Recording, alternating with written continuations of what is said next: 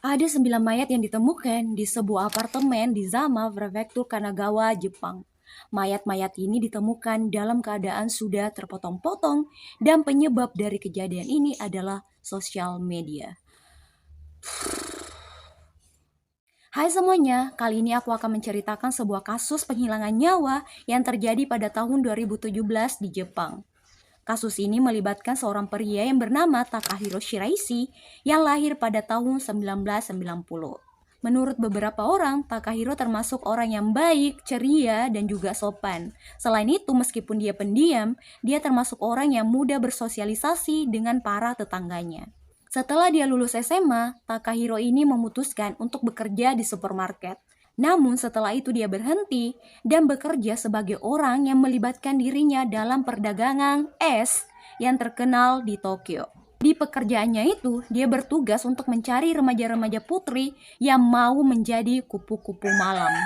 Karena Takahiro ini juga termasuk orang yang ingin memanfaatkan sosial media, akhirnya dia menggunakan Twitter untuk mencari para remaja-remaja putri ini. Awalnya, dia gunakan Twitter hanya untuk pekerjaannya tersebut. Tapi lama-kelamaan, dia menggunakan sosial media Twitter untuk kepentingannya sendiri. Dengan nama akun Hangman di Twitter, dia pun mulai menulis sebuah postingan yaitu, "Jika kamu takut untuk mengakhiri nyawamu, maka aku bisa membantumu." Dia menulis postingan itu karena ternyata di Twitter terlalu banyak hashtag orang-orang yang ingin mengakhiri hidupnya. Akhirnya, orang-orang yang tertarik untuk mengakhiri nyawanya pun mulai chat dengan Takahiro.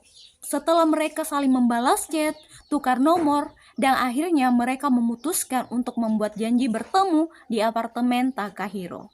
Korban pertama Takahiro adalah seorang perempuan berumur 21 tahun. Saat itu, dia bertemu dengan Takahiro di sebuah taman bersama dengan teman laki-lakinya. Si wanita ini membantu Takahiro untuk mendapatkan apartemen di Zama dan juga mentransferkan uang sebanyak $4.500 ke rekening Takahiro. Sayangnya, Takahiro tidak mau mengembalikan uang yang sudah ditransferkannya ini.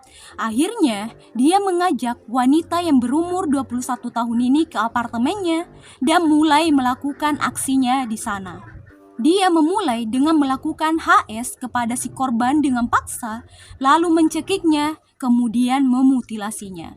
Suatu hari, pria yang juga bertemu dengan Takahiro di taman ini menemui Takahiro untuk menanyakan kemana si perempuan ini.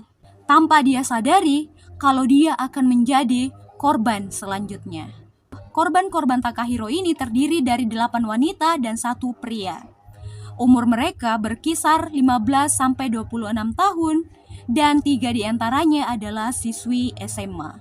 Salah satu korban dari Takahiro itu adalah seorang wanita yang berumur 23 tahun. Wanita ini memiliki saudara laki-laki.